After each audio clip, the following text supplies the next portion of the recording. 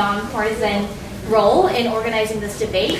We chose the topic of immigration, even though we know that it can be very emotionally challenging for some of us, especially if we have immigrant identities that are very close to our hearts.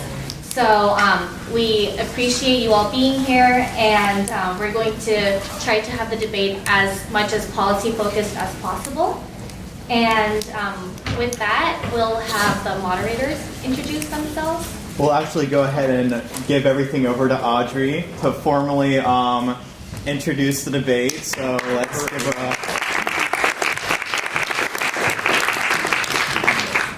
Hey everyone, I'll be the formal introduction. Welcome to SIG's second debate of the year on immigration policy. SIG is a 50-year-old nonpartisan student organization dedicated to increasing political awareness at Stanford, with 2 significant immigration cases on the docket of the Supreme Court regarding DACA and border relations. SIG chose immigration policy as this quarter's debate topic. By a wide margin, the U.S. has more immigrants than any other country in the world. In 2018, about 45 million foreign-born people live in the U.S., meaning that approximately 1 in 5 international migrants live in the U.S. Each major political party in the United States is no stranger to proposing policies to regulate the phenomenon. Tonight we will be talking about border security, immigrant detention, DACA, refugee caps and quotas, and the upcoming census. So please welcome debaters from Stanford Democrats and Stanford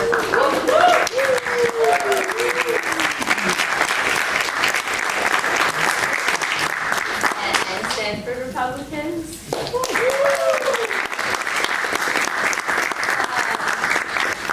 To advocate for their proposed immigration policies and debate over which they believe is best. Thank you all so much for being here tonight. Let the debates begin. Awesome. Thank you everybody for joining us. I'll kind of introduce the debate rules and whatnot, and then we'll get started with opening statements. So basically what this debate is going to look like is each organization is going to get 5 minutes for their opening statement. We will start with SCR, given that the first question is going to be pointed towards the Dems. Each organization should expect one more pressing, pointed question towards them specifically, and then the other 3 of the 5 policy questions that we'll be discussing tonight will be more open-ended and be relevant to talking points that both sides would generally incorporate in their arguments on this topic of immigration policy. Each policy question, each of the 5 policy questions, we will give you guys 10 minutes blanket to discuss amongst each other. You guys can balance and kind of bounce off of each other. This is going to be a lot less structured than last debate to hopefully bring in some more meaningful, productive, bounce off each other kind of discussion between you all. And then we're going to be taking 3 audience questions. Each will have a blanket 5 minutes between you guys and 5 minutes for closing statements for each of you guys. So, without further ado, we'll start with SCR and your guys' opening statement. All right. Thank you so much. We appreciate SIG for hosting this debate, and the Democrats for participating as well. With that out of the way, I'll go ahead and begin. Wait. You can go to live in France, but you cannot become a Frenchman. You can go to live in Germany or Turkey or Japan, but you can't become a German, a Turk, or Japanese. But anyone from any corner of the earth can come to America and become an American.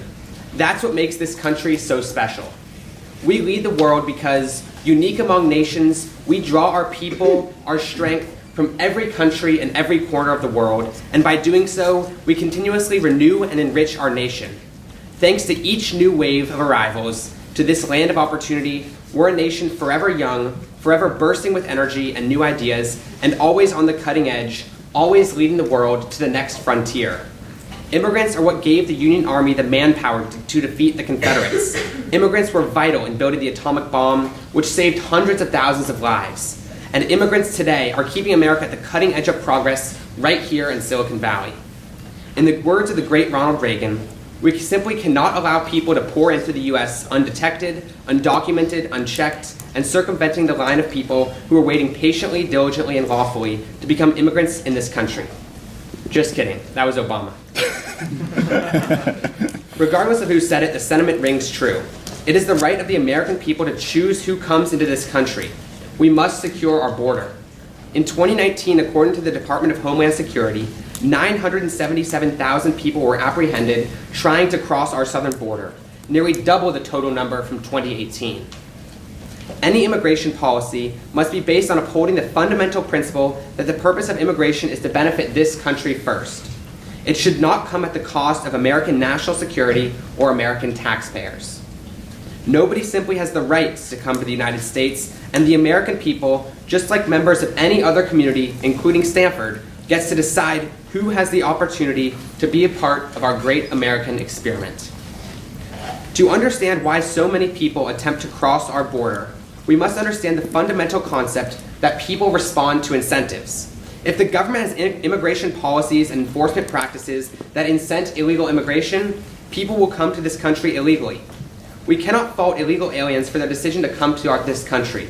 We must fault our government for creating a system that encourages illegal immigration. In the words of the late Charles Krauthammer, every sensible immigration policy has two objectives. First, to regain control of our borders so that it is we who decide who enters this country, and second, to come up with a solution for the 22 million illegals among us.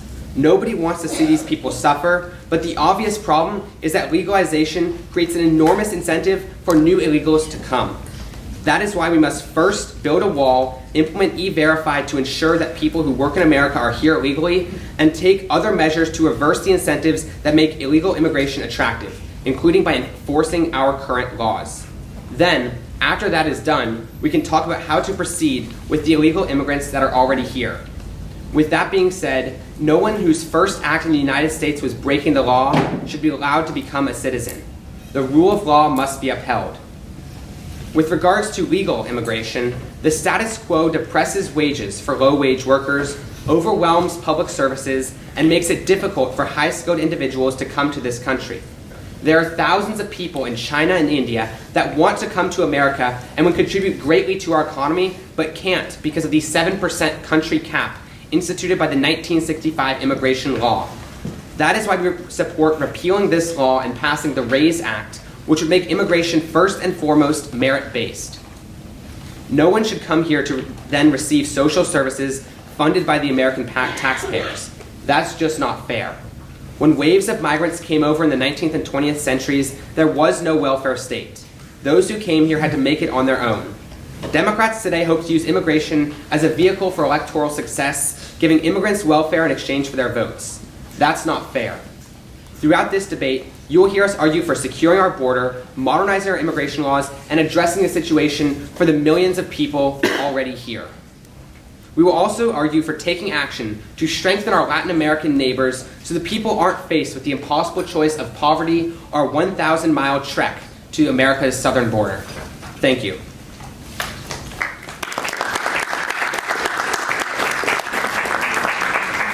And now the Stanford Democrats.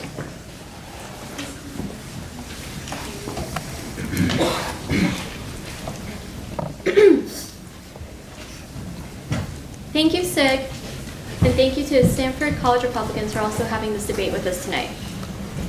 We pause to acknowledge that Stanford sits on the land of the Ohlone people and the Mo'opakula Ohlone people, who trace their ancestry through the Missions Dolores, Santa Clara, and San Jose. We remember their connection to this region and give thanks for the opportunity to live, work, and learn on their traditional homeland. Let us take a moment of silence to pay respect to their elders and to all the Ohlone people, past and present. To begin, we must first state that immigration is a policy that needs to be refined, and it is certainly not a problem that needs to be solved. We also have to recognize that us two, the representatives of the Stanford Democrats, do not represent the scope of all the views held by the Democratic Party. Now, immigration is reshaping America's future and has shaped our past. Our platform stands to defend both the human rights of immigrants as laid out by the Constitution and to create a safer nation for all its people. Democrats do not believe in family separation, and it is a cruel punishment inflicted upon children, and in a number of cases, the government has proved itself incapable of reuniting these children with their parents. Democrats know that having ICE as an organization actively makes us less safe, and it prevents law enforcement to from combating drug and human trafficking, from being able to reach out the sources that they need. Democrats want to continue DACA because it is absurd to punish children for the crime of being born somewhere else, and the recipients of the program are just as American as any of us. Democrats strive to make the asylum process quicker and more accessible, and want to secure lawyers for those who are seeking asylum, as anyone willing to risk life and limb to reach the United States should have their day in court with legitimate representation. Democrats want to prevent the citizenship question on the census because the 14th Amendment states that the census should seek to count all persons, and the citizenship question is a blatant effort to ensure that immigrants, both legal and undocumented, are undercounted, and thus ensure that they will receive fewer resources. Democrats advocate to increase funding for foreign aid, the State Department, and the Development Finance Corporation. Through these investments, we can ensure our limited resources are being used to better the nations in which potential migrants live now, instead of spending their funds later to ruthlessly deport desperate people. Finally, Democrats are against the detainment of people in centers because these centers have proven time and time again that they lack transparency and cannot be trusted to keep migrants safe. When immigrants come to this nation, it is out of the true necessity, out of a state of crisis. And if this country prides itself on being the world police and wanting to help the world by increasing human rights protections, but won't open its doors to the people that are in true crisis, then we are solely failing to live up to our American values. In addition, immigrants have grown our economy and have contributed to the workforce while simultaneously paying for far more into taxes than they take out in the forms of social services.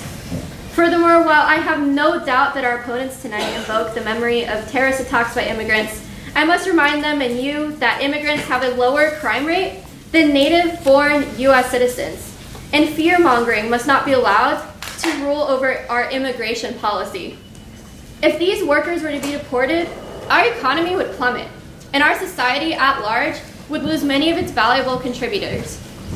In the words of Stanford's president Mark Tessier-Levine and Provost Persis Jaw, this university says that we depend on the presence and participation of people from all over the world, from all walks of life. We are committed to including, supporting, and protecting all members of our community. And this same ideology applies to the entire country. In a country where white supremacy is rampant because of social insecurity and xenophobia, we need to learn to embrace those around us, and doing so will only make us stronger. Each of our policies proposed tonight is backed by hard evidence, not by a desire to show a strong hatred among America and make a few thousand people in Wisconsin afraid of an imaginary threat from desperate refugees. Our policies are humane, economically beneficial, and will ensure a far safer America than the Republican platform. And it is high time that our immigration policy was decided by fact and American values rather than hate. Thank you.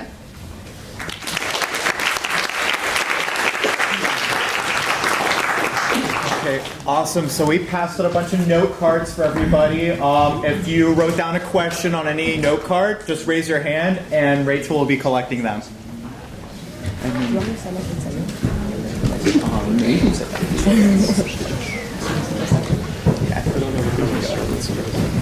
Okay, the first question for the Dems. Okay. The Drug Enforcement Administration has identified foreign drug cartels as holding a substantial share of drugs trafficked in the United States. How do you propose that we effectively screen and prohibit the entry of potentially dangerous substances and individuals while also welcoming everyday law-abiding immigrants? Well, to start with, I'd say that if you think that a drug cartel who traffics in millions of dollars of substances is going to be stopped by a wall more or less than 30 feet high, you're really not looking at the facts. We're in a situation where the vast majority of illicit substances already enter America through legal ports of entry. At the same time, plenty of organizations already make use of drones, which would fly over any possible wall, and funnily enough, catapults, which, as medieval as it sounds, would also work against something as medieval as a wall. But the question of security is important. The question of how do we combat drug trafficking, human trafficking, and other criminal acts within America, that's essential. So let's start by listening to law enforcement. The Office of Homeland Security investigators at ICE want to be broken off from the rest of ICE. Why? Because quite simply put, local law enforcement and the sources that they need don't trust them. If you're an immigrant in this country, whether you're here legally or illegally, I can almost guarantee that you are worried about the threat that ICE poses. And if you're seeing a crime like this, you are far, far less likely to report it. But you don't have to take our word for it. They've said it themselves. Both the immigrants that are affected by these gangs and the Office of Homeland Security investigators themselves. These are special agents who know what would be effective, what would work to combat these vital problems in America. And as they've said again and again and again, you're not going to get anywhere with ICE, and you're not going to get anywhere with a wall. What's really important to understand here, when he talks about the wall and saying that that drug traffickers are still going to be able to get their drugs through, is first of all, he doesn't give you any program that's actually going to make it any harder for drug traffickers to bring drugs into the United States. From 2012 to 2015, over 8 million pounds of marijuana, 32,000 pounds of cocaine, 34,000 ounces of heroin, and 17,000 pounds of meth were seized at the southern border, and that's just what we were able to find. Our argument is that a wall, along with other border security policies, including boots on the ground, possible planes in the sky, would do a better job than the status quo where we're seeing drugs pouring into this country. It's a really big problem because they talk about in their opening statement specifically about trying to make these Latin American countries better off and essentially make the people in those countries better off. Drug cartels are violent. They are really horrible organizations, and they wreak havoc in their countries. By letting them bring their drugs into this country, they make their countries worse off. That's why with a wall and other border security policies, not only are we making America safer, but we're actually making Latin America safer as well. It's a point I've heard a lot, and I know I've heard it a lot because I heard it under Bush and I heard it before. Republicans have been asking for increased border security again and again and again over the past 3 decades. And every time they get it, and every time, with the border now more militarized than ever, they say again that they just need more. Just one more man on the border, just one more plane in the sky, and we're going to solve all these problems. The wall, at its most conservative estimate, is estimated to cost $12 billion. That's more than the budget of the entire U.S. Coast Guard. You want walls, you want measures that we know aren't going to work because our security forces are telling us that they're not going to work. And you want to argue the same thing that's been argued by the Republican Party for decades. You had your shot with those policies. You had 8 years under Bush, 8 years of ramping stuff up on the borders, and it didn't work. Those 8 years under Bush, we had to work with Democrats to actually get any border security legislation passed, and much of it was watered down by Democrats, so that is why it was not as effective. Like you talk about this idea of we've tried walls already and it doesn't work. If you look at a full wall in somewhere like Israel, you don't see that when they build a wall, the problem goes away. And on top of that, when the portions of the wall that have been built, if we look at San Diego, for example, after we built a wall in that area, illegal traffic over the border dropped 92% in 22 years. Walls work, and a full wall would be the most effective way to shut down a lot of the nefarious activities that are going on at our southern border. Well, first of all, I don't think I have to tell anyone here that Israel's security issues have not been solved by a wall. I would fact check it, but I don't think they haven't.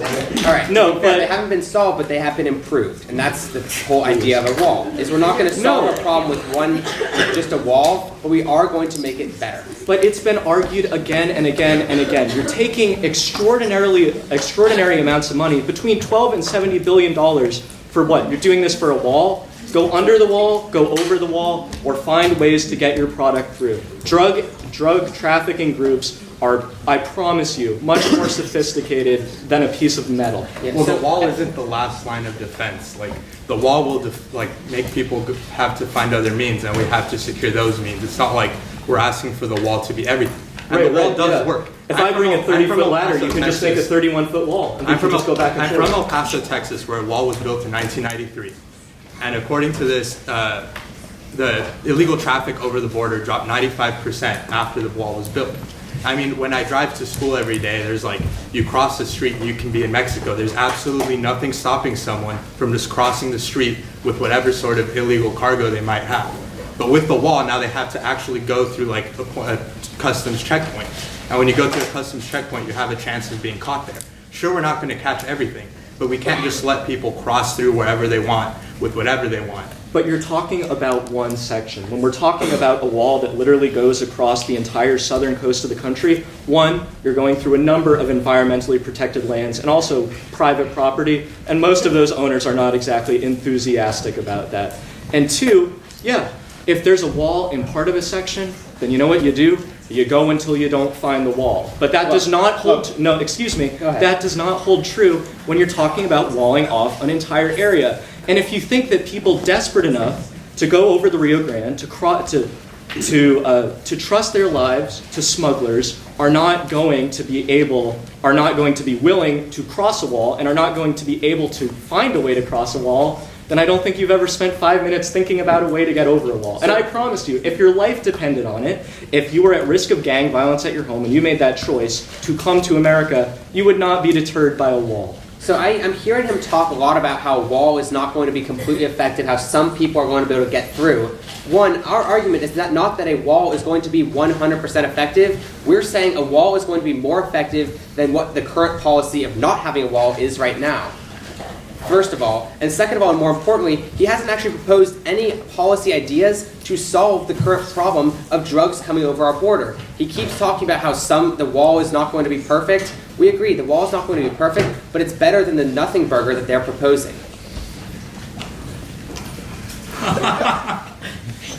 There you go. All right. Well, I guess I'm as in favor of nothing burgers as the next guy. No, the idea that the wall is not going to be more effective. The wall isn't going to get anything done. And when we're talking about this, you're talking about spending $70 billion on something that can be defeated with a rope or with a ladder or with a tunnel. Well, you're talking about spending more than the entire budget of the U.S. Coast Guard. Here, you want to know? You want to do this better? You want to do it better? Let's talk about it. Let's talk about foreign aid. Let's talk about working with agencies in Latin American countries to make sure that they're able to fight drug crimes. Let's talk about the. How'd that work out last time we did that? I don't really grate your premise, but my point is, but you want to talk about these gangs. We're exporting tons of guns to them. Let's talk about that. Let's talk about that. Let's talk about the fact that you want to spend $70 billion on a statement so that you can win. You keep talking about how much this wall is going to cost, but at the end of the day, your number kept going up. Your number kept going up. It's between 12 and 70 billion. Sure. Because there's no exact estimate. Because they don't know. So what takes, even if it were to cost $70 billion, that is a one-time $70 billion purchase. Universal health care is $30 trillion. So we're talking about something that is 500 times more expensive than they're proposing. Well, thank God they could bring in universal health care. The major concern over the price of a wall, it's not that expensive, and considering the fact that it will actually save us money in the long term due to the less money having to be paid out in social services due to the decrease in illegal immigration, we would argue that it's a good investment to make. Well, I don't really see how universal health care relates to this discussion on immigration policy. Talking about universal health care for immigrants. Or for illegal immigrants. No, you didn't specify that at all. You just threw out a number because you thought it sounded good. But if we're going to talk about this, then again, we can talk about, we have a number of policies. Let's work on U.S. foreign aid. Let's work with these countries. How has that worked in the past? Like you talk how about, has it worked in the past? Republicans keep gutting it. I don't know. It doesn't work that well when you get rid of all the money. We didn't get rid of all the money with Plan Columbia. We used it for 10 years. This seems like a good effective. point to end right here and move on to the next policy question. So this one's going to be more pointed towards SCR. Reports of ICE detention centers highlight overcrowded and unsanitary conditions, neglect, abuse, and even death. What would SCR propose, if anything, to address this issue and make living conditions in detention centers livable and more humane? Well, to be clear, SCR does not support just keeping people in detention centers. The detention centers are only there because both parties could not agree on a solution on what to do with the illegal immigrants that were in our country. People accused of a crime are always put in detention centers. For instance, if you're accused of a crime, you're going to be put in jail for the night.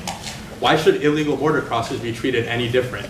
While many Democrats like AOC, who we famously saw, complain about the conditions in these detention centers, they fail to recognize that no jail in the U.S. is intended to be luxurious and refuse to give funding to help end this border crisis. Okay, well, first off, seeking asylum is not a crime. Let's just start there. Second off, yes, I understand that prisons are not luxurious, but prisons are also designed to keep their people alive. And when Kirstjen Nielsen, Secretary of Homeland Security, was asked how many people had died in detention centers while she was in charge, she responded with, "I don't know." When there is incredible incompetency here. And if we're going to talk about detainment centers, then we need to talk about the fact that the current Republican administration is unable to keep the people within them alive. Well, how many people have died in those detention centers? Kirstjen Nielsen didn't know, but you're not showing us that there's been all these deaths in these detention centers, just like we don't necessarily know how many people have died in California jails in the last month. It's just not necessarily a statistic that is going to be easily accessible. One, and two, when you talk about seeking asylum not being a crime, we agree it's not a crime, but the problem is Democrats refuse to accept Trump's stay in Mexico policy, and when we had essentially allowed these people seeking asylum to come into the United States, they would simply not show up for their asylum hearing, which would be far down in the future because Democrats wouldn't support confirming more immigration judges, and they would simply not show up to the hearing, and then they would just stay in this country illegally. That is why we are using detention centers, and if Democrats would actually come to the table and work on a solution to this problem, they wouldn't have to exist. They simply don't want to negotiate and simply want to complain about detention centers without actually stepping up to the plate and proposing a real solution that will actually end detention centers, which we have actually proposed as a Republican Party. Okay, let's talk about this. First off, studies have shown that 96% of people show up to their asylum claims, so it's not the majority. Let's start there. Second, we did have a policy. You know what we originally did? We would bus people back to Mexico. We would not imprison them, and we would certainly not allow them to die. You talk about how we don't have solutions. There wasn't nearly as much of an issue before. This is something where it's clear that the cruelty is the point. If we can just have immigration policy that's barbaric enough that people don't come here, then no one will come here. It's not working. It's just meant that more people have died. Yeah, well, actually, your whole 95% is actually 44%, according to your Washington Post. My Washington Post. But more importantly, at the end of the day, you can't have these people. We have to have a policy of making sure that we are upholding the rule of law. When somebody comes to apply for asylum, that's great, and we should absolutely allow them to do so. But we need to have policies in place that make sure the process is quick, easy, and effective. Democrats, through their stymieing of immigration judge confirmations and essentially not allowing for President Trump to implement an agenda that would actually work on this issue, has led to the current problems that we're seeing. The Republican Party is simply doing the best they can to uphold the rule of law. If the Democratic Party actually allowed them, worked with them, we could actually get a real solution put through. Yeah, last February during the supposed border crisis, Trump said that there was a national emergency on the border. Democrats like Bernie Sanders and AOC laughed him off, saying, "Oh, there is no border crisis." About a month later, when the detention centers were overfilled and we didn't have enough resources to support the people in them, and Democrats weren't weren't working with Republicans to find a solution for this, they asked Donald Trump, "Why didn't you do anything about this before?" But he did try to do something about it before, and he was laughed off. But here's the thing, that's not the full story. Donald Trump wanted to declare a national emergency because if he did that, then he could use funds not apportioned by Congress to build a wall with only executive authority. So when you talk about Democrats not being able to come to the table, it's because they don't want to come to the table when you're insisting on a $12 billion monument to how insecure this president is. It's not simply just how insecure the president is. Democrats act as if Trump was the first person ever to propose a wall. Chuck Schumer proudly voted for a wall 10 years ago, as did then Senator Obama and Joe Biden. Joe Biden even bragged about voting for a wall, for 700 miles of border fencing. This idea that the wall is simply a monument to President Trump's manlyhood is simply misplaced and just shows that Democrats care more about hating Trump than they do about actually working to real solutions to a real problem. Do you want to? But there wasn't an issue. If you set up a detainment center and you oversee it so poorly that people keep dying, and then when people say maybe this shouldn't be our policy, you go back to what was being done before at the very least. If you created a problem and now you want to solve it by getting more and more of what you want and hold everything and hold money hostage, that's not how this works. You did something wrong, people are dying, and you have the ability to fix it by going back to what was done before. And what was done before? But people would be bussed back. So you agree we should bus people back to Mexico if they came here illegally? I am saying that at the very excuse me, thank you. I'm saying that at the very least, at the very least, we can do something that is not allowing people to die with zero oversight. Republicans never wanted people to die. You act like we're like, yes, we like immigrants dying. That's never what we've stood for. Like, to be clear, we are not against immigration. We are against illegal immigration. You and we cause are against illegal immigration by having such a difficult process. Somebody can't wait 20 years for a visa to come through. Sorry. Yeah, we In are order to have illegal people immigration. don't have a Sorry. choice but to cross through illegally. Sorry, what do you mean by people have no choice but to cross through the border illegally? I'm sort of confused here. Because you're waiting 20 years for a visa when you're in a state of crisis in your home country. You don't have that kind of time to wait until to get a lawyer to hear your asylum case. Why don't you spend your money on your wall instead to get lawyers for these people You're to be just able to making- have an asylum court case heard? I understand your argument, but the problem is you're just taking a hypothetical example and saying that this is every single person. Right? We have a process. Audrey mentioned at the very beginning of this debate, A process we are the that's most broken. generous country in the world when it comes to immigration. That's not what she 45 said. She did not say Didn't most say that. generous. She Allow said me- the most alright. amount That's of what you immigrants. If you actually let me finish, I was going to say that we had 45 million immigrants in this country. That shows that we are bringing in people at higher rates than anywhere else in the world. But we can't simply take in everybody. We only have so much space. The social services, schools can only be built so fast. And that is why we have a process for people to wait in line fairly to come into this country. That's what President Is Obama waiting said. 10 That people to 20 can't. years waiting fairly? We're at a point in time where you're looking back at the immigrants that are in this country. people- A lot of the immigrants now have the privilege to be able to come in through the right way, as you sometimes say, because there was a better and fairer process. Now that doesn't exist, therefore there's How an has the influx process of... changed? You have to wait 10 to 20 years, and not only that, but it's a no discriminatory law that process says because you it have depends to on the wait country 10 that to you wait come that from. long. The people who have to wait 10 to 20 years, like Walker said earlier, people from larger countries like India or China, because there's a 7% per country gap. Right. It's not people coming from Mexico don't have to wait 10 to 20 years as people from India or China do. But let me ask you this though: Does anybody have a right to go to any country they want?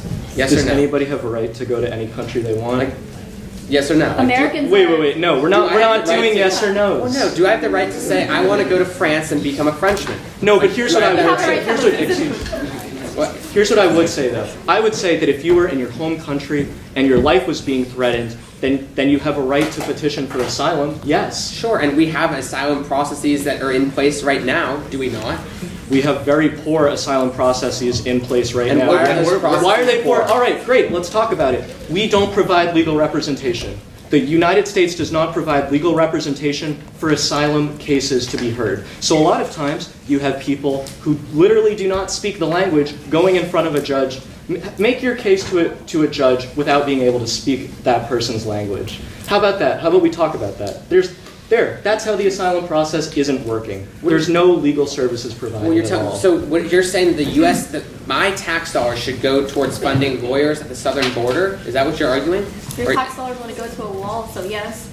Well, to be fair, a wall actually is an expression of our sovereignty and it's for American citizens. Like, Well, I just, nobody has a right to come to this country. It is a privilege decided by Americans of who we're going to let in and who we're not going to let in. And of course, we are going to talk about who can and who can't be let in, but the idea that to make your case when you are coming for asylum and when you are potentially facing life-threatening consequences if you have to return to your country of origin, that you are not at the very least entitled to a legal hearing, that's absurd. But why do they have to come here? Why do they have to come here? Because it's safer than where they are. I don't... That's what is your- fine. Okay, let's go into our next question. Another great place to stop. This is to both of you, so feel free to jump in on either side. In 2019, Commerce Secretary Wilbur Ross moved to add a citizenship question to the 2020 census. Do you support a required citizenship question on the U.S. Census? Why should or why shouldn't the census require a question on it? And just generally, what would be the impact of such a question being added? Yeah, so we do agree with the citizenship question, and we believe that Donald Trump's effort to include this question in the census is simply common sense. But it's been strongly opposed by Democrats who know that these efforts threaten their efforts for electoral agenda to turn America into a one-party state.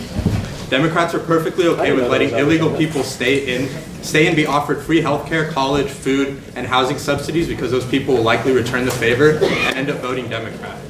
Remember, the census is used to divvy up seats in the House as a proportion of their population based on the head count.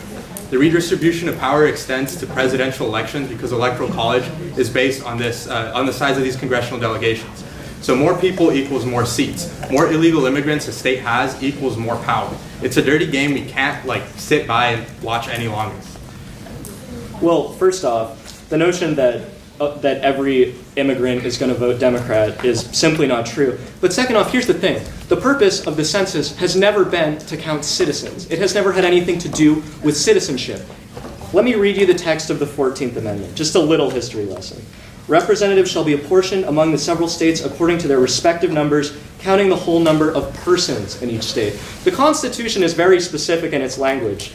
It says citizens plenty of times. Here, it very specifically says persons. And as we've seen in the media, when the very idea that this question is going to be asked is designed to make sure that immigrants are less likely to respond.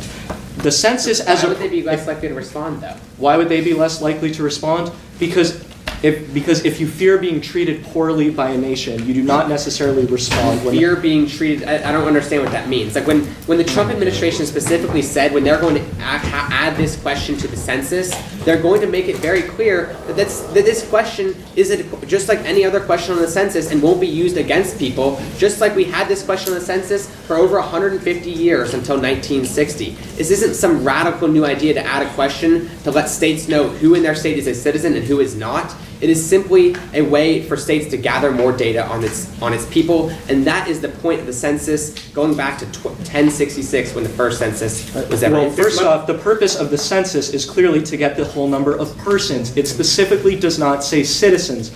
And when we talk about this question, I think it's very clear that if you are ever worried about being deported and you go to fill out the census and it has a citizenship question, you're much less likely to fill it out. That's been shown time and time again. I think that the Republicans know that this is an effort to make sure that immigrants, both legal and otherwise, are less likely to fill it out so that their areas will get fewer resources and they'll get less representation. First of all, the citizenship question will still allow all persons in the United States to fill out the census in accordance with the 14th Amendment. You just check on the box, are you a citizen? No, because you're not. And there's no reason why people who aren't citizens of the U.S. should determine how many congressional seats different states have. In the 2000 election, it was determined that California added 6 states, and there were 6 seats, and 9 other seats throughout the House of Representatives because of the amount of illegal people or non-citizens in different states. Again, the point is to talk about apportionment of resources. When this question, the language specifically does not talk about citizenship. And again, if you can look at the media and you can look at what the president is saying and how eager he is to talk about deporting people, and if we're going to do yes or no's, here's my yes or no for you. If you hear the president go up on a rally and say we're going to deport everyone who's here illegally, and then you get a census and it has a citizenship question, would you be more or less likely to fill that out? which under the Trump administration's proposal for the census, it was specifically to educate people that the census would not have any ramifications. So you're making up a hypothetical that was not actually happening in the real world when the Trump administration proposed a citizenship question. Well, first off, the Trump administration's justification for the citizenship question was slapped down pretty hard by the Supreme Court. And I don't know if you've noticed, but they're a pretty conservative bunch. Trust me. Yeah, well, they're not that conservative considering they upheld Obamacare. It was the same 5 justices that upheld the citizenship question. But that's neither here nor there. Really, at the end of the day, what the citizenship question comes down to is the U.S. government having the right to know about its citizens, and that's very plain and simple, or the people in the country, really, and it's plain and simple within the United States government's right to ask us that question on the census. Nowhere in the Constitution does it say you cannot ask a citizenship question. We did it for 150 years, and there's no reason why we can't do it for 150 more. So if the purpose of the census is for allotment of resources, then how can a citizenship question change how the resources are allotted to these communities? So if you answer, no, I'm not a citizen, does that mean that there's less resources allocated for them? The citizenship question, like what we believe the citizenship question should be for, is for the allotment of seats in Congress and the Electoral College. Well, that's great, but that's not what the Constitution says, and trying to go about doing it this way is subversive. Well, there's no... The Constitution isn't that specific, A. It's and pretty B, specific. well, It says persons, it's not that citizens. specific. That's pretty specific. No, it isn't. It's not quite that black and white, but we can talk about that later. It says it on here. I can read it if you want. I read the 14th Amendment, I've read the Constitution, but... Do you understand it? Better than you are, I'll tell you that. Look, at the end of the day, when we bring in immigrants, and when immigrants come into this country, they should not be receiving money that was paid, essentially taxpayer money, in the form of benefits. That's just not fair to the taxpayers, and that is another reason why a citizenship question is not a terrible idea. But here you go. His justification for the answer has already changed. First, it was just so states could have more information, and now it's so the government can use the citizenship question to ensure that these people don't get resources. The Republicans know exactly what the underlying subtext of this question is, and they know what the influence it's going to have. Let me ask you this, though. Should immigrants, legal or illegal, be able to receive social services from the government, including welfare? They pay taxes. Not as much as they receive in social services That's right now. literally not true. Fact check. I can literally tell you. Yeah, I have it right here. Illegal immigrants pay about $1 billion in taxes collectively annually and take out about $5 billion in welfare. Again, my source is different than yours. We've sent that to SIG. Well, we've sent it to SIG too. Well, no, we're sort of at that. Seems we've reached an impasse. Yeah. Again, though, his justification has already changed once in 5 minutes. The purpose, and again, Wilbur Ross. But again, it was different than what you originally said. There's more of a purpose than what you originally said to give the states more information. Wilbur Ross unanimously overruled all the advice of experts at the Census Bureau of the people who were in charge to add this, because they know that if the census's goal is to accurately see how many people are within the nation, which it is, then doing this is going to harm that goal. How so, though? I don't understand. How so? By the ways we've laid out. Well, you haven't laid out anything. All you're saying is that hypothetically, immigrants are going to be afraid of responding to this census question.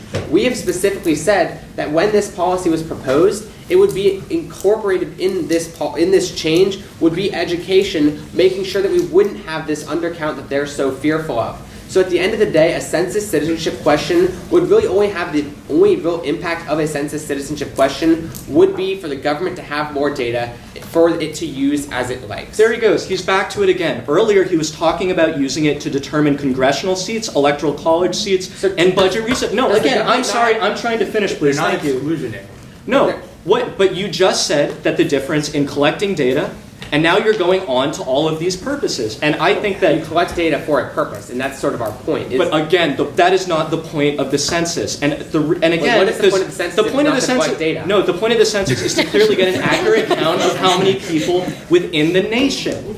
And when every expert at the Census Bureau says that this is going to harm that goal, Every the single prime- expert. Yes, that's what the people in charge said. I don't know what If you want to collect information about the people living in our country, would it not be valuable to know how many citizens we have of this country? That is not the point of the census. And Why is it The not point of the census is to collect data. Is that not a valuable piece of data? the point of the census is to count the number of people in the nation and where they are. It is not to determine whether they're citizens or not. Well, then why do they ask you your race and other things? Like asking you if you're a citizen is just another question on the census. It's not just another question when you know that it has an extreme impact on who's let me going ask to you fill this. it out or not. Really quickly, let me ask you this. Should there be a question on race or gender or any of these other questions on the census? Yes or no?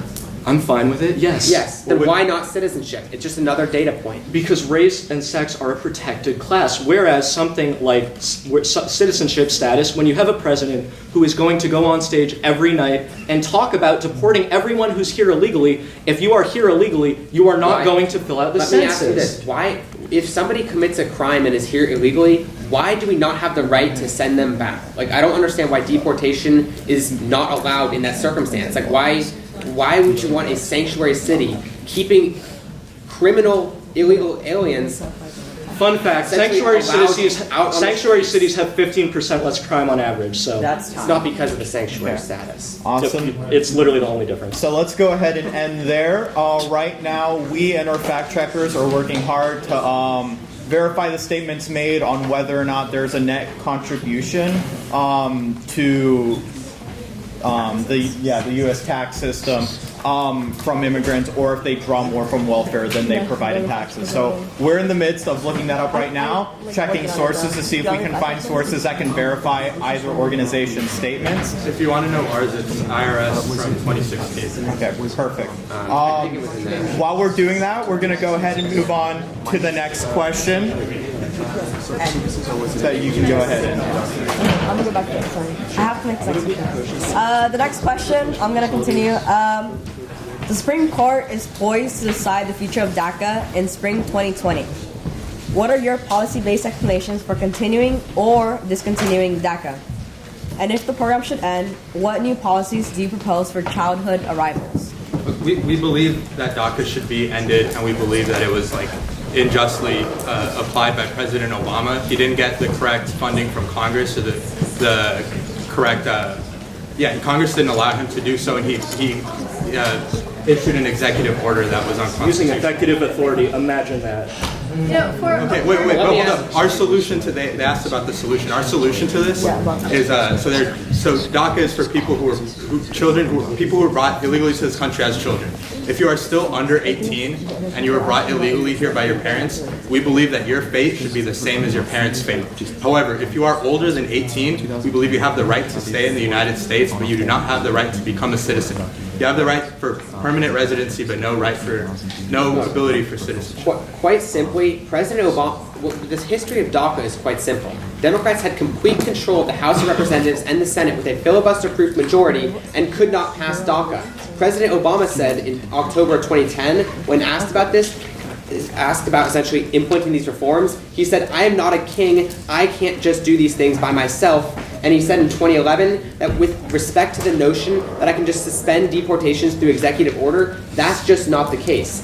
President Obama is spot on here, that DACA is an unconstitutional program that must be rescinded.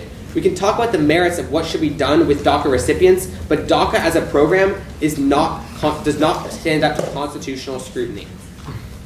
Well, let's start with this. So, when we talk about deporting these people, let's go through a few things. First off, we risk deporting them to countries where we have no guarantees that their human rights will be violated. We risk deporting them to countries where we have no reason to believe that they speak the language and have their human rights respected.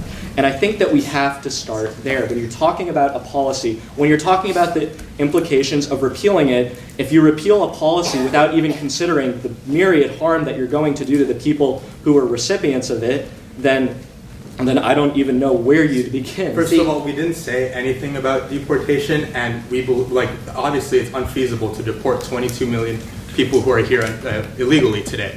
But what we do support is a national e-verify system that is currently supposedly in place in certain places that prevents illegal immigrants from getting a job unless you have a working visa.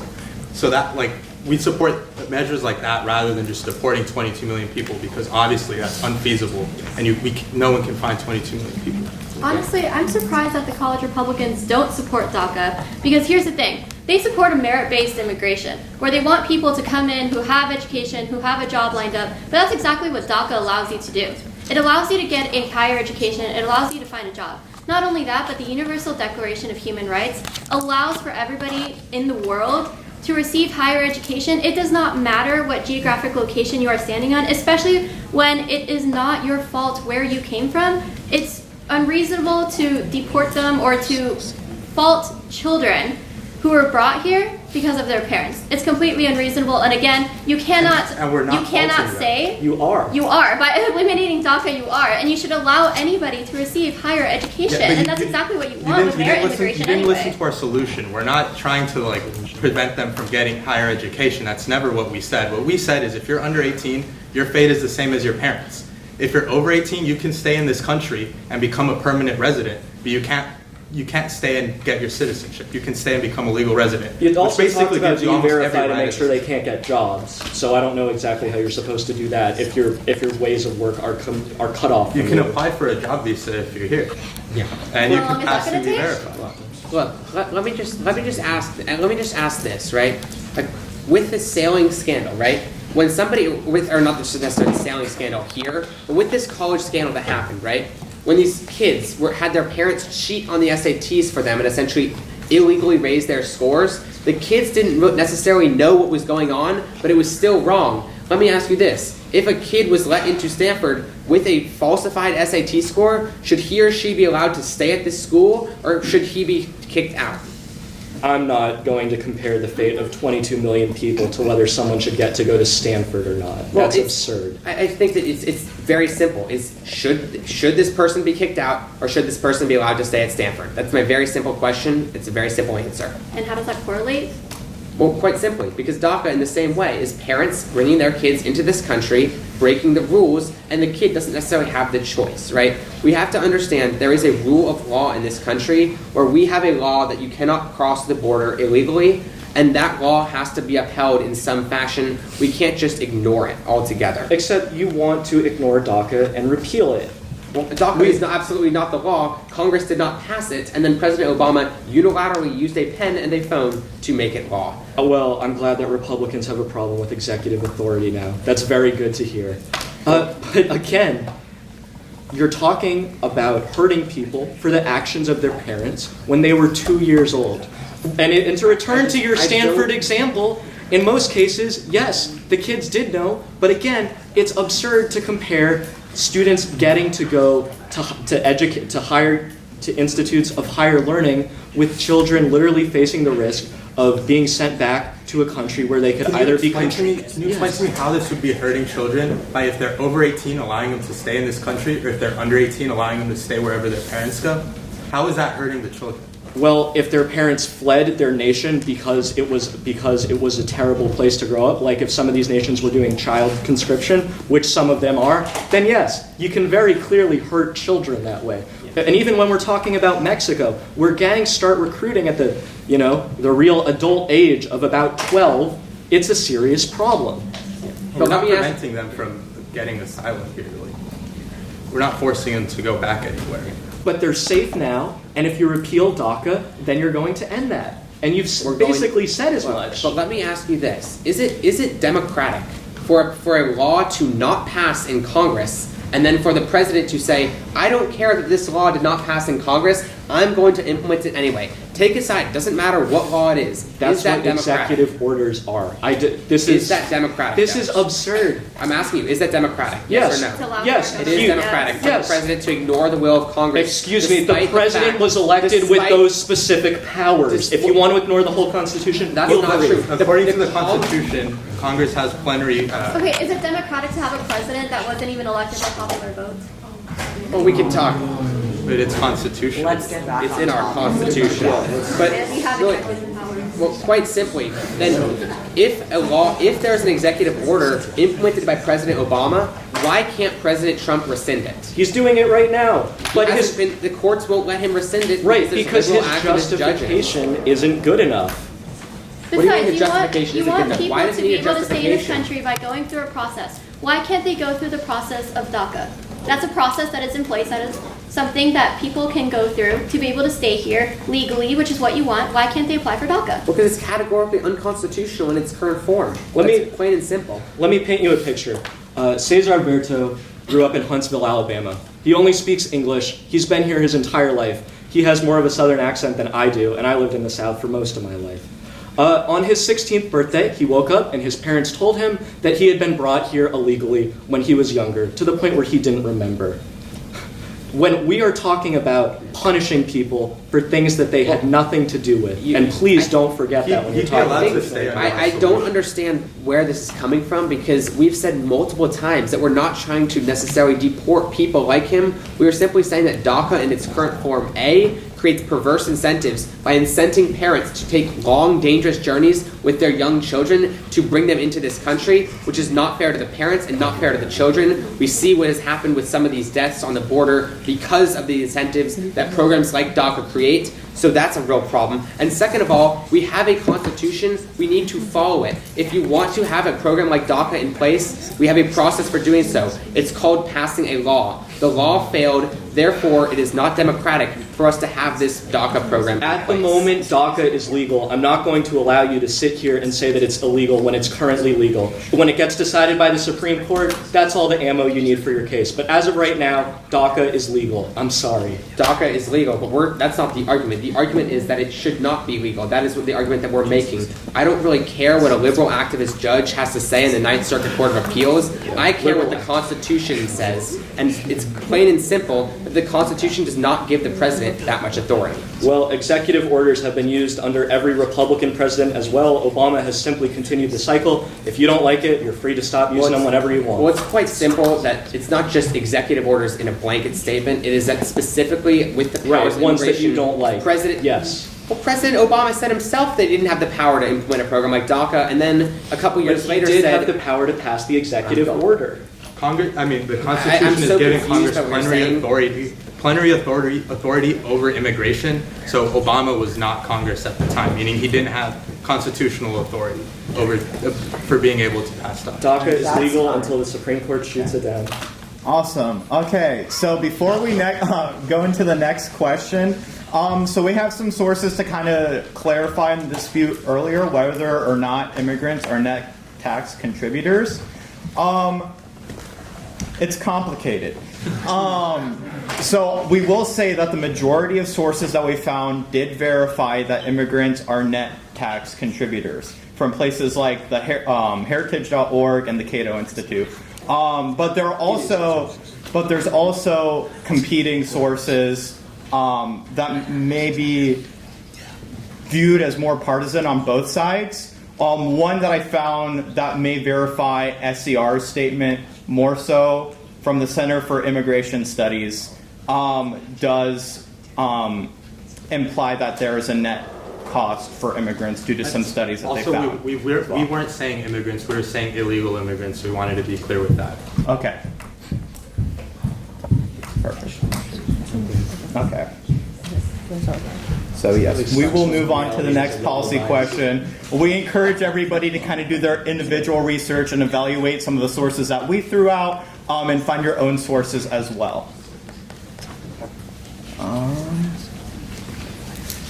So, to both you guys again. For 2019, refugee admissions have been capped at 30,000, the lowest since Congress created the modern refugee program in 1980. What are the policy justifications for and against changing levels of refugee admissions, and what are the implications for security and humanitarian efforts? Whoever wants to start first. Sure. If you're seeking refugee status to the United States, then you should be allowed to have refugee status in the United States. Because obviously you're coming from a state of crisis from whatever country you are coming from. Personally, my father is a refugee, and if he would have not come to this country, then he would have been in very bad shape coming from Cuba. Therefore, I know that it's the exact same situation for any other refugee who comes to this country. You say that there are caps to refugee status, but that doesn't necessarily come into play right now because we can't necessarily estimate or keep a cap on how many people need refugee status from these countries. What is your solution? So if we don't take the refugees that need their status here, are you going to disperse them to other countries? What if other countries aren't the ones that are going to take these refugees? The United States needs to take the moral high ground and accept these refugees.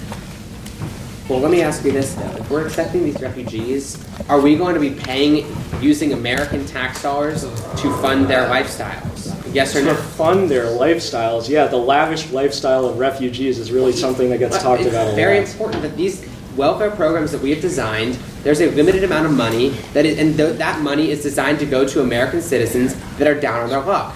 Will money in welfare programs go to refugees? Yes or no? Of course. And in the long term, refugees have always shown that their contributions have outweighed the costs of these welfare programs. That's objectively false. It's not objectively false. You clearly, maybe you use Breitbart. Not only that, but a lot of times refugees are coming from countries that the United States helped to destabilize in the first place. Aren't we supposed to accept refugees? What countries did we help to destabilize? You want to look at the Middle East? The Middle East. You want to look at refugees Latin and South America? Look, we have worked to stabilize the Middle East time and time again. Thank you. I'm sorry, when you have dictators running these countries that are chanting death to America, that is unstable. When you have an Afghani regime, the Taliban, that is essentially training terrorists to come take down our buildings, I would say that we actually have a right to go into... I wonder. What did you say? I said, who gave the Taliban guns? I wonder. Who gave the... What do you mean by who gave the Taliban guns? That was the Mujahideen, if you don't know. I am very aware of that. That was way before they were a radical Islamic organization, But back to what you said earlier about St. Reagan. Look, first of all, we want to be clear that SCR or Republicans are okay with the United States taking their fair share of refugees. However, we won't stand for having to take every refugee from every single global conflict. If several prospering countries closer to the crisis agree to take in refugees from the afflicted area and have little room left for more, I see no reason why the U.S. shouldn't take in those refugees. But we absolutely will not stand for allowing hundreds of thousands of refugees from every single global conflict when we probably won't be able to provide for them all, especially if there are other prospering countries closer to the crisis who could easily help with the burden of taking in refugees. But for instance, all of Europe is closer to the Middle East than we are. Yes, Europe is closer to the Middle East than we are. But here's the point. You cannot apply for asylum status unless you are at the United States border. So when you talk about these refugees coming from all over, of course they're coming from all over. They don't know whether they're going to be allowed in or not. One of our policies was potentially allowing people to apply for asylum status at U.S. embassies and consulates so we have less of a buildup along the border, which is a fair point. But additionally, and here's the thing, Republicans say they're fine with asylum, but they want to completely gut the asylum process. If we don't, excuse me, that I'm is not a blanket. You make a blanket statement about our party, I'm going to respond. You can't just say that we want to completely gut the asylum process. We are looking to reform it so that we don't see nearly half of all asylum seekers not even show up to their hearings. And again, the refugee number is at the lowest it's been in decades. And in addition to that, we're not providing legal representation. And you want to talk about the asylum process, then let's provide legal representation. Let's make sure that these people, if you're okay with people having a fair shot at asylum, let's provide the legal resources so that they have a legitimate shot at asylum. What's wrong with that? Ain't free. Look, life's not free, 1, and 2, if somebody if somebody wants asylum, he or she should be able to prove their case in court. It's that simple. Like you're saying that the people need a lawyer and all this stuff. All that does is gum up the system, and that's another way the system has been gummed up, is we don't have enough judges and you have lawyers dragging out these cases. Excuse me, most of these people don't have lawyers. And when you look at the ones that are there are essentially we need to reform the system and make it more streamlined. It's that simple. Would you be for an asylum-seeking process that doesn't involve the need for lawyers or legal representation?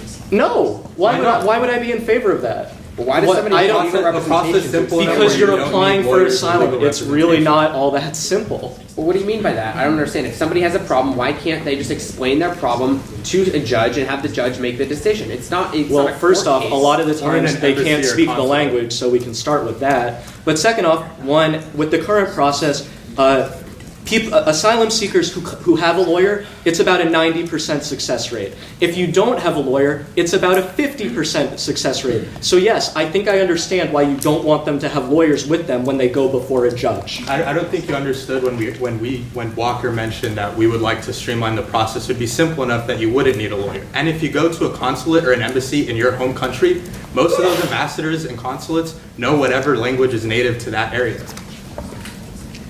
If we're talking, the U.S. has a legal definition of an asylum seeker. So yes, I believe that a judge who we are trusting to know or to understand the legal system of America should have some say over the process.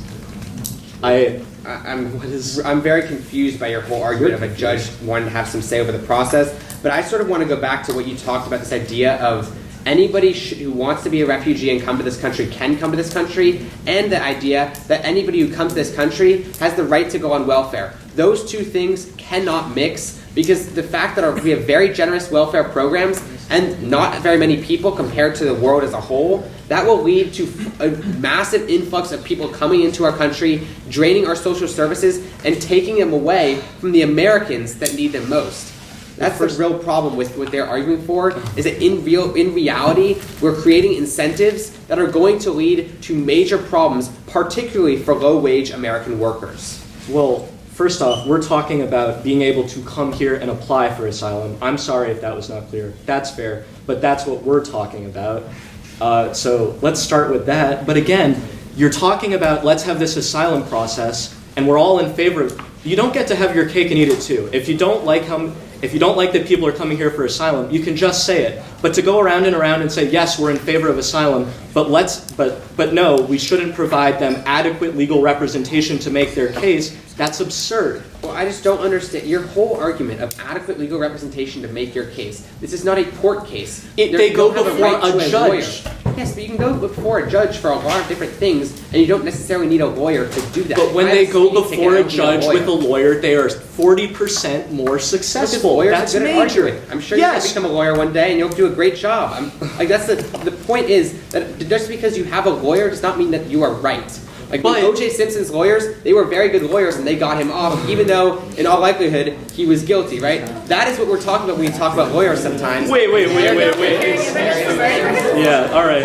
Let's, I guess we can just cool it with the whole bad immigrant thing. Anyway. Well, I never said that immigrants are bad. No, just compare them to O.J. Simpson. Right. This is just thank you for telling me I'll be a lawyer. Disingenuous, I'm sure my dad will. disingenuous way of arguing what you're saying, but that I'm comparing illegal immigrants to murderers. It's just such a disingenuous thing to say. You just brought it up. You just compared the need for O.J. Simpson to have a lawyer, and that's the only reason that he got off, with someone applying for asylum needing a lawyer, and implying that that's the only reason they'd get through. That's not the point I'm making. The point I'm making is that lawyers are not necessarily all good people doing good things. They don't need to be good people. Right? But when we're talking about this, lawyers don't get us the right answer all the time. That's the very well. Then argument. But if we're going to trust the American judicial system, then. And we see that we're going to trust the American these judicial people system, are not able to make their cases without lawyers. Judges. These people can't make their cases without lawyers. That's why so many more of them are successful with lawyers. If you have someone there who can make a very convincing argument, then yes, it is easier to get through. But it doesn't make your argument any less valid if you just can't explain it as well. If we have lawyers, then we're making sure that asylum seekers get a real shot. That's all. All right, but the problem with that is that A, it costs money, and B, under your whole magical platform where we have refugees and we have welfare coming together, it's going to lead to major problems with the United States budget. We don't have unlimited resources, and when we have more refugees coming to this country, that's going to drain our resources. Asylum seekers don't get a fair shot, and if you want... That's time. Okay. So we're now going to move into the audience selected questions. There will be 3 questions. They will each be for 5 minutes. Just due to time constraints, we're only going to be taking 2 audience questions, but we're going to make sure that we get you guys ask those, and we will be designating 5 minutes blanket for both of you guys to answer these 2 audience questions. And then after that, closing statements. Great. So the first audience question is, should states in our federal system be allowed to set their own immigration policy? We say that yes, every state in the United States is different and every state has different needs. We believe that it's ultimately up to the state and local governments, although if there's a dispute between these 2 levels of government, refugees or immigrants should not be forced into a jurisdiction where they will not be necessarily accepted by the people. So again, we are okay. Different states have different unemployment rates and different employment needs. So like for instance, let's say Minnesota has very high unemployment. So the people in Minnesota don't have a lot of jobs. So if they want to decrease their immigration numbers, then we are okay with that. But let's say Nevada has a lot of job openings and not enough people to fill them up, like let's say empty factories or something. If they want to increase the amount of immigrants they take in legally, then by all means they should have the right to do that. It is too complicated to have a one unanimous national blanket policy for all states regarding immigration. Right, so let's just make it more complicated by creating 50 individual systems. There's no way that will be more complicated at all. First off, when we talk about states like Michigan, far, far more jobs are lost to automation than have ever been lost to immigrants. That's just a fact. But again, you're not immigrating to Texas, you're not immigrating to Oklahoma, you're not immigrating to Massachusetts. You're immigrating to the United States of America, so it's reasonable to think that a federal body should have some jurisdiction over this. And if states have been pretty willing to throw around the idea of refugees as a political football. So yes, I worry that states will say that they don't have the capability to take in immigrants and refugees when they do, but under your system, it seems as though they'd have the veto power in that situation. Well, what's wrong with allowing states who have the need for a lot of immigrants to allow in more immigrants, and states who have less of a need or are suffering from overpopulation to be like, no, we can't take in any right now, but the state, a few states down has low unemployment, a lot of vacant jobs, they can take in immigrants. Well, what's the problem with that? Well, nowhere in the United States is suffering from overpopulation, for one. No, it's just a hypothetical that a state has the right to decide if they ever happen to be under the influence of something like this. They have the right to decide how many immigrants to take in for themselves. Yeah. The problem with having states having legislation over this is that so I come from Arizona, where we had Sheriff Joe Arpaio, where he wanted to take control of the immigration process. He had control over Maricopa County, which is not even a county that reaches the border. Our border patrol agents are federal agents. Our immigration process should also be a federal process. That is the only thing that I think it is fair, and I don't understand why there's a problem with that. Well, are we talking specifically with the immigration process? It may be a federal process, but just like how our government works, there are federal laws and there are state laws, and states can make laws that the federal government can say you can come into this country, but then the state also could say you can come into this state. When we're talking specifically about refugees, that's very important. If a state says that they do not want refugees with their democratically elected governor and their democratically elected state legislature, I don't see why you can tell them that they have to take those refugees in. I don't see that as a very democratic thing to do. That's also very naive to say that every immigrant that goes and crosses through California is going to stay in California. There's immigrants in all 50 states in the United States. They're not just going to stay in the border states. So therefore, yes, it is a federal process and it is a federal issue that they need to work towards. But states have a role as well. I agree it's a federal issue, but it's also a state issue, so it's both. But giving states this veto power seems to make it that if the federal government looks at the state, says, yes, this state is able to accept people, they have the resources, et cetera, and then the state says they don't for purely political reasons, then you have a federal government that has agreed to take in refugees, but a state government that is unjustly refusing. Unjustly refusing them? Yes. I don't see how that's unjust for the people to decide that we don't want refugees in our state. If the people want that, if people want refugees in their state, that is their right to take refugees into their state. If people do not want refugees in their state, it is also their right to not take refugees into their state. It is that plain and simple. It's cut and dry. Do I get to? Yeah, you can. Yeah, okay. Except here's the thing, if, say, there are refugees and there are 50 states and each state says, gee, refugees are fairly unpopular, I don't want them in my state, then we don't take in the refugees because of this veto power. You're setting us up for major issues when giving this power to the federal government would ensure that they put refugees primarily in the states where they were wanted already. That's time. Thank you. And finally, our last question of the night before closing statements, another audience question. It seems like both sides support strengthening Latin American nations to ensure there's less incentive to make the arduous trek. Why hasn't it happened?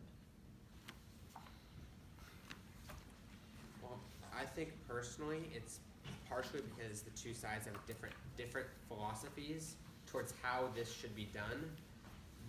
One of the big problems that I see with this is that over the past 20 years, the United States has done less and less to try to incent governments in Latin America and South America to have strong free market economies, free and fair elections, and essentially a civic culture that promotes stability.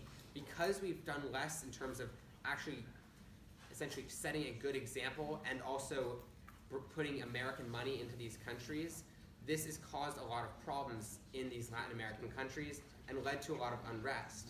What we need to do is once again work to be a beacon of light for these countries to say this is how a government should be run and send people to help their governments be run more effectively. Right, people that we could pay for with something like foreign aid if we ever bothered to fund it adequately. Well, we do fund foreign aid. We spend billions on foreign aid. We spend less every than single year. 1% of the budget on foreign aid. Well, what Which is is the budget? still billions.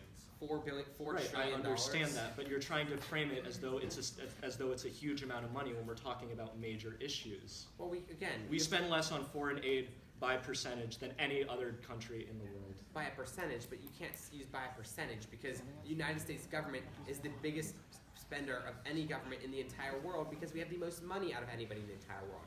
It's that simple. Like, we spend half of our budget on Social Security and Medicare and Medicaid, right? That is a major portion of our budget. If you look at the money we're spending on foreign aid, it is quite significant, and it can afford thousands and thousands of people to be sent into these countries. Like, you're telling me that $4 billion is enough? What is that money going to now, and why do we need more? Why can't we simply reallocate some money?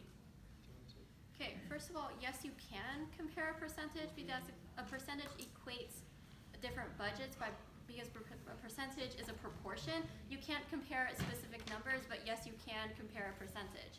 And either way, I think yes, our solution, because you're very focused on having the Democrats set out solutions, our solution is to have more aid with foreign aid. If you don't want necessarily so many immigrants to come into our country, as you say, then we need to spend more on foreign aid so that there isn't a need for people to risk their lives to come to this country. But does foreign aid work? Not when you take away all the funding. How much foreign aid? We're still spending billions of dollars. I'm asking you, is it working? When we That's send not foreign enough. aid, how can you be sure It's that not enough. whoever gets the money So how do we does know? what we want them to do? Yeah. How do we know if that's not enough? And how do we know that if we give them more money, it's all of a sudden magically going to start working? I mean, I'm glad you think that a drop in a bucket is going to make a huge difference. I think the United States has the capacity to make more of an impact. Well, I don't see what you mean by we have the capacity to make more of an impact. You're just saying we need to throw more money at the problem and it's going to lead to a solution. I don't see you saying here's where our foreign aid is going to go and here's what it's going to create. Like, that's my big problem here. All right, here's where it's going to go. Let's talk about the Development Finance Corporation.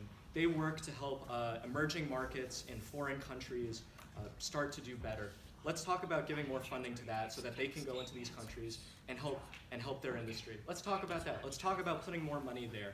Let's talk about putting more money into helping refugees who are living in other parts of the world so that their circumstances are more adequate so that if you are so worried about this problem of people coming here seeking asylum, that they don't do it. Well, that sounds all well and good until the fact that you realize that foreign aid has funded corrupt regimes like Nicolas Maduro that Daniel Ortega. That's where a lot of foreign aid goes, into these corrupt governments who steal it from their own people. Right, and cars hit people, but they're still on the road.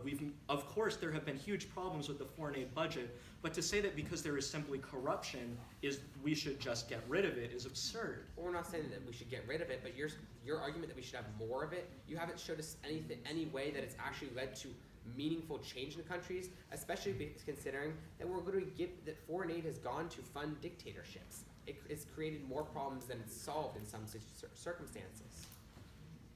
Well, first off, it's incredibly hard to tell when foreign aid is accurate, when foreign aid helps, because it specifically prevents problems.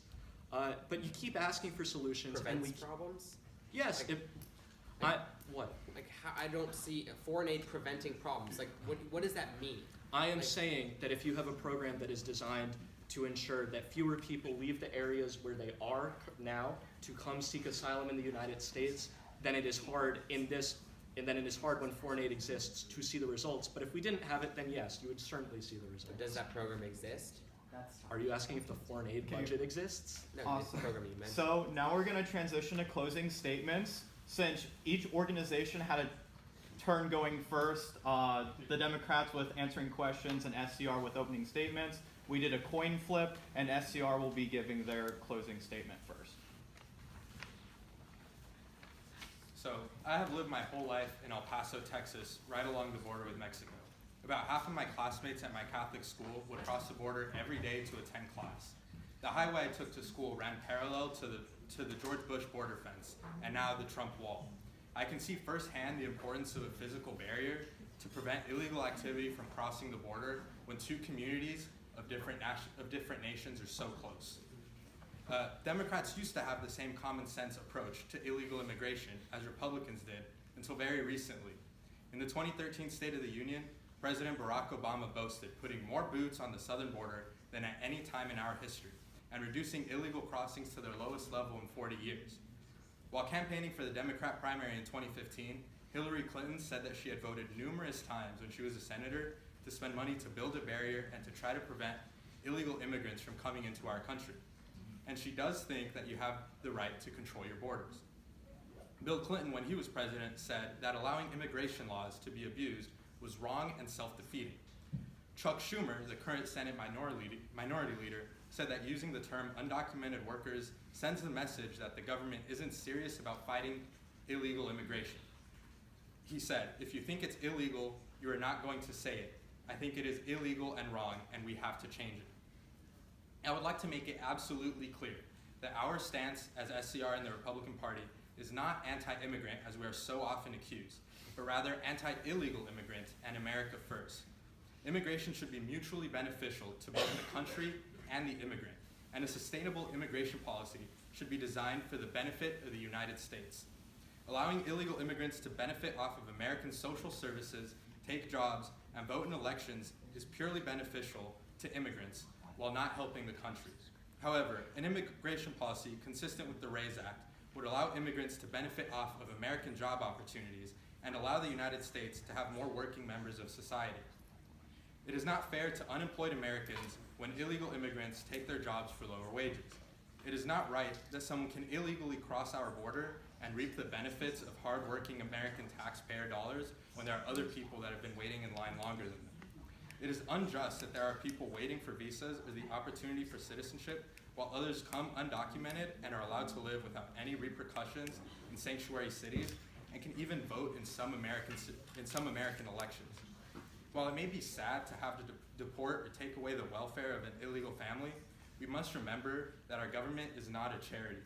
Americans should not be discouraged from giving to charitable causes to help the poor and disenfranchised abroad or wherever they deem fit, but the government should not be using tax money to support those who break our laws.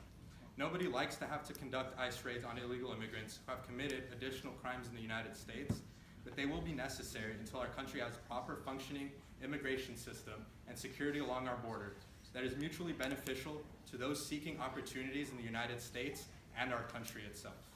Thank you.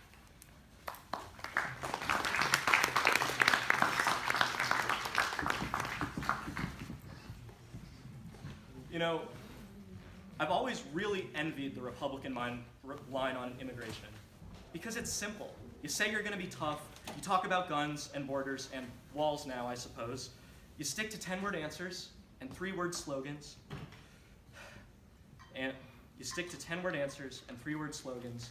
And when the facts aren't on your side, you just pound your fist on the table and shout as loud as you can. And it's been effective. When your community is hurting, when the wider world is beyond your control, when you're in pain and terrified and confused and enraged all at once, it's easy to blame the outsider.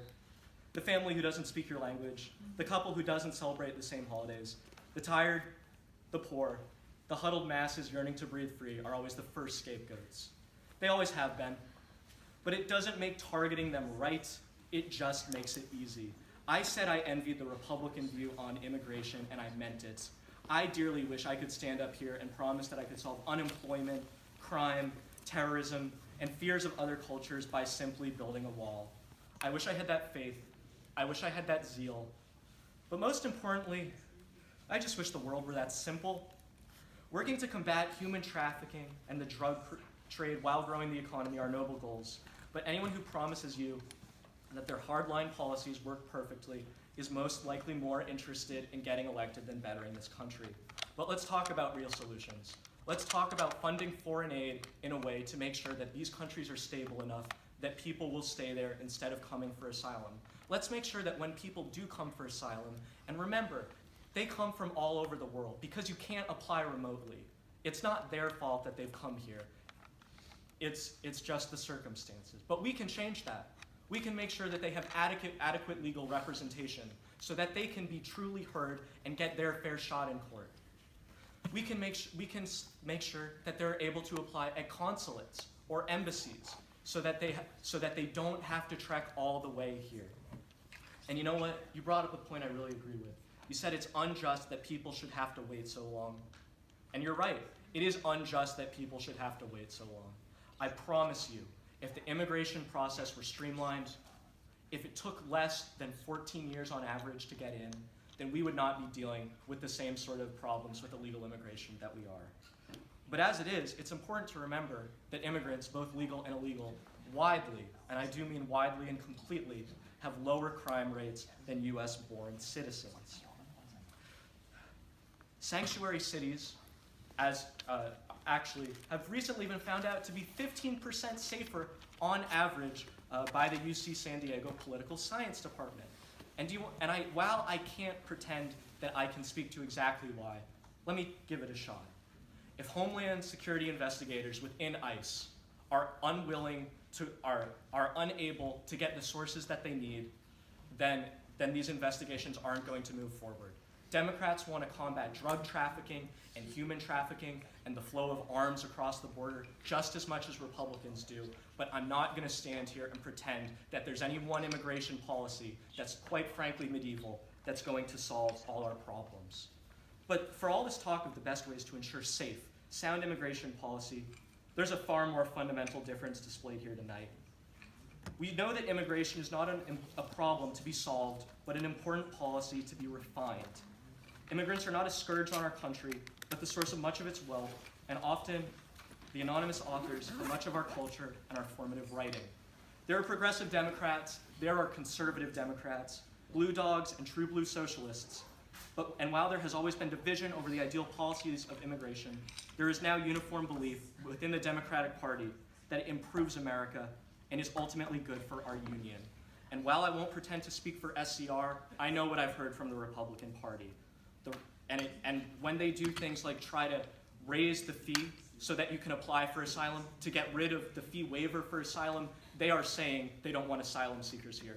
And for as much as SCR can say that legal immigration is fine, it has been shown time and time again that the Republican administration wants to do as much as it can to limit legal immigration. It's why the issue comes up every 4 years. It's why every time before an election, there's suddenly a Republican story about immigration and how dangerous it is. They have simple policies because they want to scare people and win elections. We have real policies because we believe that we can do better for the future and we can do better for the country. There's a quote from a famous political science that says that America is a disappointment, but it can only be a disappointment because it is also a hope. And I think it's about time that America's immigration policy was allowed to be hopeful again. Thank you.